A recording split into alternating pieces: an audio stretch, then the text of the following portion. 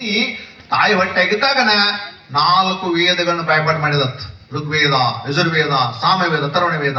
ಅದಕ್ಕಾಗಿ ಈ 7 ತಿಂಗಳದಾಗ ಏನಕ್ಕತಿ ಕುಬ್ಸ ಮಾಡ್ತಾರ ನೋಡ್ರಿ. ನಿಮ್ಮೂರ ಮಾಡ್ಯಾರ ಆಗಲ್ಲ ಕುಬ್ಸ? ಕುಬ್ಸ ಯಾಕೆ ಮಾಡ್ತಾರ? ಅವಾಗೆಲ್ಲ ರೊಟ್ಟಿ ಪಟ್ಟಿ ಪುಂಡಿ ಪಲ್ಯ ಉಪ್ಪಿನಕಾಯಿ ಯಾವ ತಂದಿರ್ತಾರೋ ಕುಬ್ಸಕ್ಕೆ ಇರಲ್ಲ ನೀವು. ಆ ಪಾಪ ಕುಬ್ಸ ಹೆಣ್ಮಗ ಉಣ್ತಾಳ ಗೊತ್ತಿಲ್ಲ, ಇವ್ರೇ ಉಣ್ತಾರ ಹೋಗಿಲ್ಲ. ಇವ್ರು ಆ ಹೆಣ್ಮಗ ಉಣಿಸ್ಬೇಕು ಕರೆ ಅಂದ್ರೆ ಹೊಟ್ಟೆಯಾಗಿರ್ತಕ್ಕಂಥ ಕೂಸುಗೆ ಅದೆಲ್ಲ 7 ತಿಂಗಳಾದ ಮೇಲೆ ಹಿಂದಿನ ಜನ್ಮ ಸಂಸ್ಕಾರ ನೆನಪಾಗಿ ಉಣ್ಬೇಕು ಅನಿಸ್ತದೆ. ಅದಕ್ಕೆ ಉಣ್ಸಕ್ ಹೋಗಿರ್ತಾರೆ ಅವರು. ಬುತ್ತು ರೊಟ್ಟಿ ತಗೊಂಡ ಚಪಾತಿ ತಗೊಂಡ ಶೇಂಗಾ ಹೋಳಿಗೆ, ತುಪ್ಪ, ಹಪ್ಪಳ, ಶಾಂಡಿಗೆ. ನೀವು ಬಾಯಿಗೆ ಇರ್ಬೇಕತ್ತೆ ಅವ್ನು. ಮತ್ತ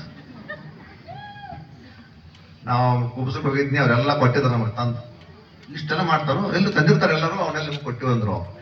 ಅದಕ್ಕೆ ಪಾಪ ಅವ್ರು ನೋಡ್ಬೇಕು. ಆ ತಾಯಿ ಉಳಿಸಿದ್ರೆ ಹೊಟ್ಟೆಗಿರ್ತಕ್ಕಂಥ ಕೂಸಿಗೆ ಅದು ರಸದ ಮೂಲಕವಾಗಿ, ಹೊಕ್ಕಳ ಹುರಿ ಮೂಲಕವಾಗಿ ಅದೆಲ್ಲ ರಸ ಆ ಕೂಸಿಗೆ ಹೋಗ್ತೈತಿ. ಅದಕ್ಕಾಗಿ ಆ ಹೊಟ್ಟೆಗಿರ್ತಕ್ಕಂಥ ಕೂಸಿಗೆ ನಾವು 8 ತಿಂಗಳ ಲಿಂಗಧಾರಣೆ ಮಾಡ್ತೀವಿ. 8 ತಿಂಗಳಿಗೆ ಗರ್ಭಕ್ಕೆ ಲಿಂಗಧಾರಣೆ ಅಂತಾರೆ. ಅದಕ್ಕೆ ಆ ಲಿಂಗವನ್ನ ನಾವು ಕೊಟ್ಟ ಮೇಲೆ ಕೊಳ ಕಟ್ಕೊಳ್ಳೋದು. ಆ ಲಿಂಗ ತನ್ನ ಲಿಂಗ, ಆ ಲಿಂಗ ಅಡ್ಡು ಪೂಜೆ ಮಾಡೋದು.